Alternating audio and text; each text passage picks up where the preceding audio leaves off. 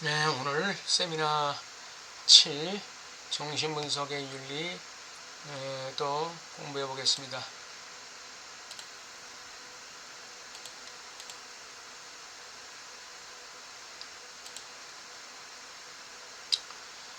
오늘은 아름다움의 양상들이라는 제목으로 한번 살펴보겠습니다. 우리는 두 번째 죽음에 관심이 있습니다. 첫 번째 죽음은 이제 자연적인 죽음이죠. 만물의 생성과 소멸에 해당되는. 그리고 이제 두 번째 죽음은 상징적 죽음입니다. 그걸 통해서 우리가 들어가는 위치는 두 죽음 사이라는 것이죠. 상징적 죽음과 실제적 죽음 사이에 위치하게 되는 것이죠. 상징적 죽음, 이게 거세의 그 원뜻이죠. 인간의 전통은 우리 고통의 끝을 거기에 위치시킴으로써 이 두 번째 사망을 염두에 두는 것을 결코 중단하지 않았습니다. 인류의 역사 속에서 인간은 항상 이 두 번째 사망을 항상 염두에 뒀다는 것이죠. 같은 방식으로 그것은 두 번째 고통의 형태, 두 번째 죽음의 한계를 넘을 수 없음으로 인해 무한정 지속되는 죽음 너머의 고통을 상상하는 것을 결코 멈추지 않았습니다. 그리고 그것이 다양한 지옥 전통이 항상 살아있는 이유며 이 지옥 전통이 우리의 상상 속에서 살아있죠. 피해자에게 가해지는 고통을 무한정 계속하게 한다는 생각에서 사드에게 여전히 존재합니다. 그 죽음에 대한 이 상상, 환상, 죽음에 대한 환상은 우리를 지옥으로, 죽음에 대한 환상,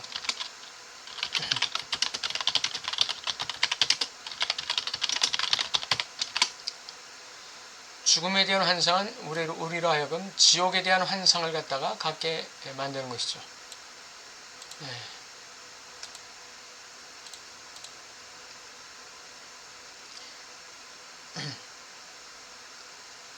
두 번째 죽음의 한계를 넘을 수 없음으로 인해 무한정 지속되는 죽음 너머의 고통.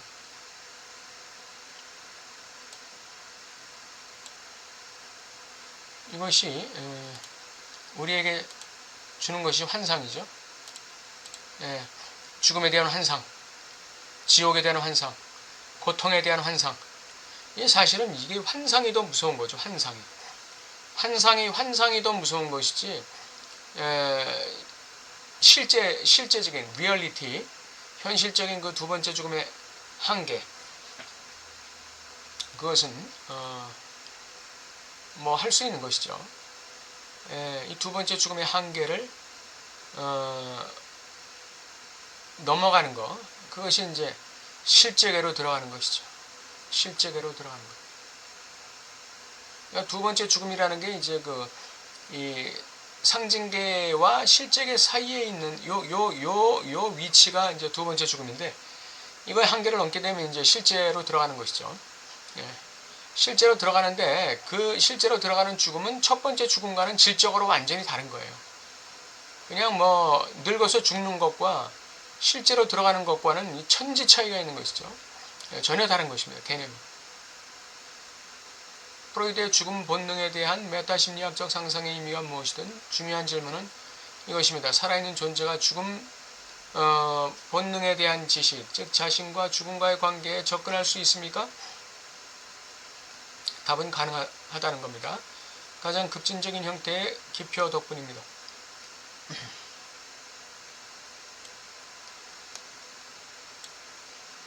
기표의 힘이죠. 기표를 가지면 두 번째 죽음으로 들어갈 수 있고, 그 두 번째 죽음의 한계를 넘을 수 있다는 거예요. 기표를 가지면. 주체가 자신의 사슬에서 사라질 수 있다는 사실에 맞서는 것은 기표 안에서, 그리고 주체가 기표 사슬을 분절하는 한에서입니다. 기표 사슬을 분절한다는 건 무슨 얘기죠? 기표의 은유를 얘기하는 것이죠. 모든 기표의 의미작용을 중지시키고 단절시키는 그러한 그 은유가 나타날 때, 그것이 이제 기표의 분절이 일어나는 시점이 되는 것이죠. 주체가 자신의 사설에서 사라질 수 있다. 자신의 상징계가 무너질 수 있다. 이게 상징화 3단계죠. 자신의 상징계가 무너질 수 있다는 사실. 이게 상징화 3단계예요. 이 자신의 상징계가 무너지는 것에 맞설 수 있는 것은 기표의 힘이죠. 기표의 힘이에요. 그러니까 락강은 주체 이전에 기표가 있다 이렇게 얘기합니다. 주체 이전에 기표. 그래서 나라는 주체를 만들어내고 구성해낸 그 단일 기표, 단일 특질,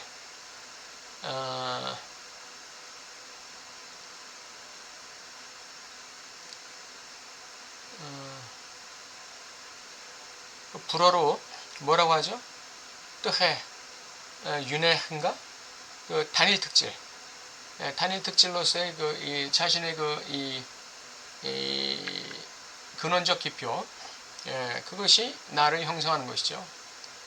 그걸 발견할 수 있다면 참 복이 있는 것이죠. 무의식의 발견이 문자 그대로 이 단어의 마지막 단어의 형태로 거기 있다는 것을 인식하지 않는 것이야말로 진정한 무지입니다. 그러니까 이 진정한 무지는 뭐냐면 아무리 철학을 뭐 깊이 있게 하고 논리학을 깊이 있게 하고 역사를 깊이 있게 알고 해도 이 무의식 자신을 만들어내는 그 언어 구조 거기에 대한 지각이 없으면 그게 무지라는 겁니다. 죽음과의 관계에 대한 주체의 접근을 허용하는 기피의 기능이 내포를 통해 가능한 것보다 어떻게 더 구체적일 수 있는지 보여주고 싶었습니다. 우리는 그 기표를 내포하고 있는 것이죠. 주체는 그 기표를 내포하고 있는 거예요. 근데 그 기표는 바로 주체의 그 욕망과 관련되어 있고 죽음 충동과 관련되어 있고 대상과 관련되어 있죠. 결여와 관련되어 있고 대상과 관련되어 있는 것, 대상의와 실제와 관련되어 있는 것이죠. 그래서 기표의 기능은 그냥 그 죽음과의 관계에서의 주체의 위치와 이 역할, 주체의 그 책임, 여기에 대해서도 구체적으로 보여줄 수 있는 것이죠. 이게 기표의 기능입니다. 이는 아름다움의 형태로 우리의 최근 모임에서 당신이 인식하도록 노력한 것입니다. 이 주체와 죽음과의 관계에서의 이 기표의 역할, 인간과 죽음과의 관계 장소를 우리에게 드러내는 것이 바로 아름다움의 기능입니다. 그러니까 그 기표를 발견해내는 게 아름다움의 기능이에요. 그 기표를 발견해내는 게 굉장히 중요한 것이죠. 주체와 죽음과의 관계에서 이 주체의 위치와 역할에 대한 그 통찰, 발견, 성찰을 만들어내는 그 기표의 등장, 이것이 아름다움입니다. 아름다움의 4가지 순간을 기억하세요. 첫 번째 단계는 일상 경험의 요소로 설명될 수 있습니다. 저에게는 별로 취향이 없는 분야고 재미있어 보이지도 않습니다. 내가 프랑스 문화를 전파하는 기관의 초청으로 런던에 있을 때 아내는 거기 레스토랑에서 식사하는 중에 갑자기 D 교수님이 여기 계시다고 말했어요. 그녀는 그 D 교수의 신발을 보았다고 말했습니다. 락강은 이해할 수가 없었죠. 무슨 근거로 D 교수가 여기 있다고 말하느냐. 그의 신발을 보았다? 이거 무슨 뚱딴지 같은 소리. 근데 신발이라는 기표는 하나의 존재가 존재하느냐 부재하느냐를 말해주는 증거다. 근데 그녀가 아내가 어떻게 D 교수의 신발을 구분해낼 수 있느냐 이거죠. 참 이거 이 상상을 초월하는 얘기죠. 상상의 힘과 기표의 힘으로부터 정확히 같은 거리에 위치해 이해의 기호를 전달하는 것은 아름다움의 일종입니다. 이러한 경험이 이제 아름다움의 일종이다. 이런 그 우연의 경험이라고 할까? 이걸 우연의 경험이라고 할 수 있을까요? 이건 그 우연이기도 하고 필연이기도 하겠죠. 상상의 힘 그리고 기표의 힘이 정확히 같은 거리에 위치할 때 어떤 이해의 기호가 나타난다. 상상의 힘, 기표의 힘. 여기서 기표는 이제 신발이죠. 상상의 힘. 이 아내가 이 시간에 그 D 교수를 갖다가 생각하고 있었을지 모른다 이거죠.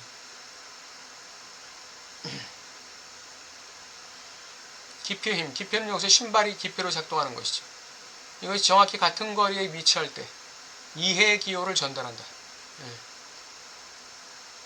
그래서 D 교수가 여기 있다. 이렇게 얘기를 하게 된 것이죠. 이런 일상의 경험이 아름다움의 일종이다 이 얘기죠. 두 번째, 이상적인 것으로서의 아름다움의 영역이 있습니다. 여기서 내가 보여주려는 것은 아름다운 것이 이상적인 아름다움과는 아무 관련이 없다는 뜻입니다. 그러니까 이 첫 번째 이상적이라고 볼 때 이거는 실제계에 접근하는 이상적인 것이고, 여기 아름다운 것이 이상적인 아름다움과는 관련 없다는 거 할 때 이 이상적이라는 건 이거는 아이디어를 얘기하는 것이죠.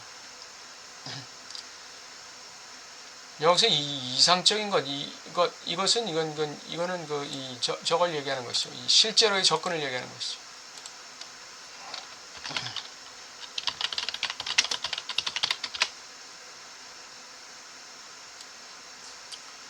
이건 실제로의 접근을 얘기하는 그런 아름다움을 얘기하는 것이고, 요 아름다운 것은 요거는 그 아이디얼로서의 아름다움이에요. 어떤 그 환상적인 아름다움, 환상적인.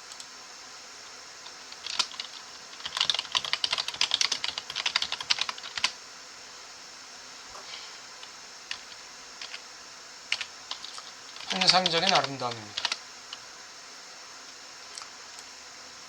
말이 같지만 요거 다 이 내용은 틀리는 것이죠.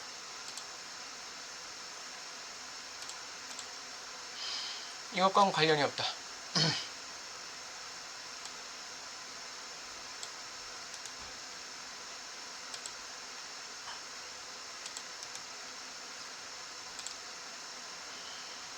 네. 문학작품이나 예술작품에서 사람들은 어떤 물체가 기표가 될 수 있다는 사실을 깨닫기 시작했습니다. 그렇죠? 세미나 11에 나오는 그 대사들의 그림에서는 그 해골, 그 길게 뻗은 해골이 그게 그 팔루스 기능을 하면서 그것이 하나의 이 기표 역할을 하는 것이죠. 텅빈 기표. 텅빈 기표의 역할을 하는 것입니다. 그것이 우리가 아름다운 시작이라고 부르는 다 참을 수 없는 광채를 진동시키는 수단이 될 수 있음을 깨닫기 시작합니다. 이 기표가 이상과 관련되는 한 아름다움에 대한 질문은 한계에서 작동하는 이 수준에서만 발견될 수 있습니다. 그러니까 한계에서 작동하는 이 수준에서만 발견될 수 있다는 게 무슨 말이에요? 그게 바로 이상과 관련된다는 뜻이에요. 아이디얼과 관계된 환상적인 아이디얼, 환상적인 페노미널, 이 아이디얼과 관련되는 것은 바로 이 한계 안에서 작동하는 수준에서만 발견될 때 그렇게 된다는 거예요. 다시 말하면 뭡니까? 아까 제가 말씀드린 라캉 세미나 11의 그 표지에서 그림에서 이 밑에 있는 해골 그림은 여기서는 해당된다 안 된다? 안 되는 것이죠. 왜냐하면 그건 우리를 실제로 안내하기 때문에 그래요. 근데 여기서는 우리를 실제로 안내하는 게 아니라 여기서 말하는 아름다움으로서의 그 이상적인 것으로서의 아름다움이라는 것은 환상적인 아름다움을 얘기하는 것이죠. 아이디얼로서의 아름다움을 얘기하는 거예요. 그 어떤 그 운동선수가 이 운동의 어떤 기교를 부릴 때 우리는 그 beautiful 그러잖아요. 그런 것이 이제 이런 두 번째 이 아름다운 것이죠. 세 번째 아름다움의 영역은 신체 형태, 특히 그 이미지를 어떤 관점에서 인간과 그의 두 번째 죽음의 관계를 나타내는 것으로 상정하여 만드는 것입니다.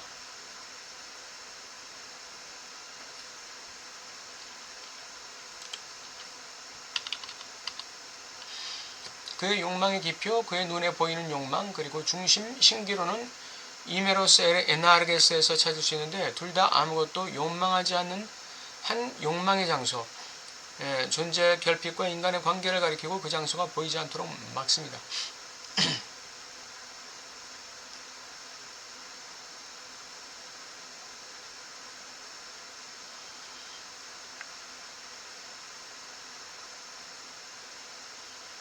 여기서 말하는 신체 형태, 이거는 라깡이 얘기하는 뭐죠? 이 거울상.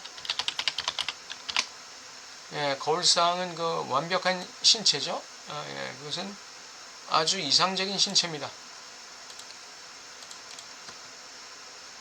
특히 그 이미지를 어떤 관점에서 인간과 그의 두 번째 죽음의 관계를 나타내는 것으로 상정하는 것입니다. 이 이미지가 말하자면 이 대상이 되는 거예요.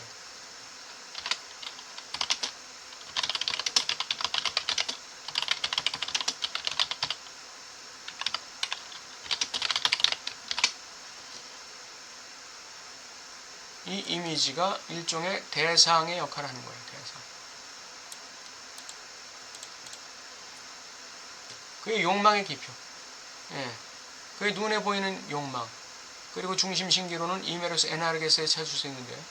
둘 다 아무것도 욕망하지 않는 한 욕망의 장소, 존재의 결핍과 인간의 관계를 가리키고 그 장소가 보이지 않도록 막습니다.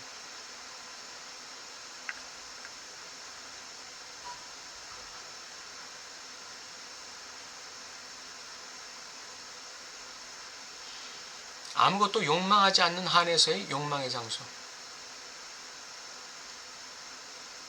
환상 속의 대상의 일을 얘기하는 거 아닐까요?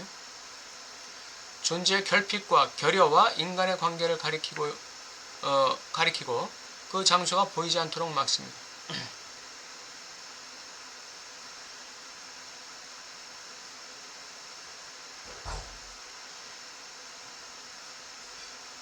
존재의 결여, 그 장소라는 것은 여기서 존재의 결여라고 봐야겠죠? 결여의 장소.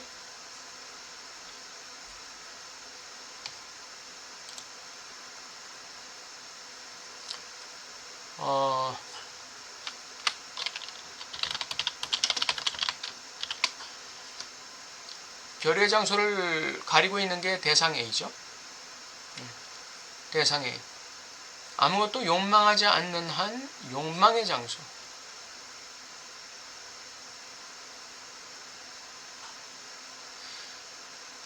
존재의 결핍과 인간의 관계를 가리키고 그 장소가 보이지 않도록 막는다.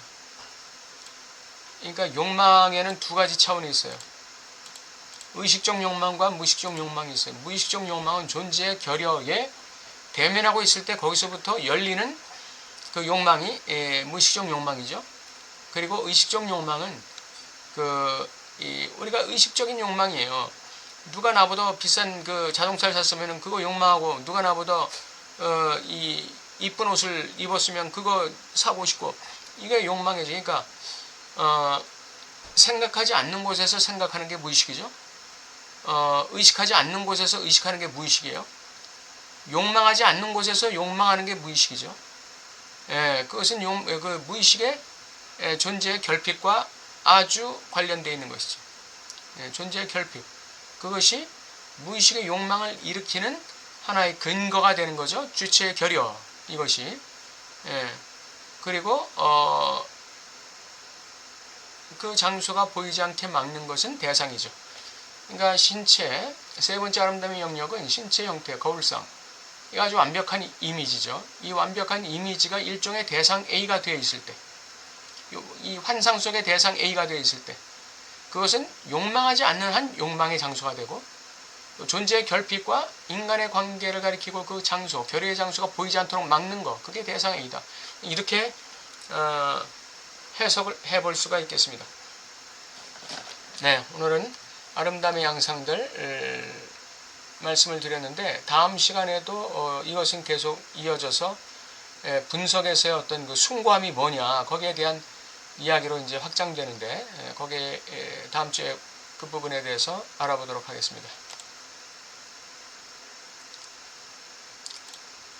오늘도 별 명쾌하지 못한 설명에 귀를 기울여 주셔서 감사하고, 다음 시간에 또 뵙도록 하겠습니다. 감사합니다.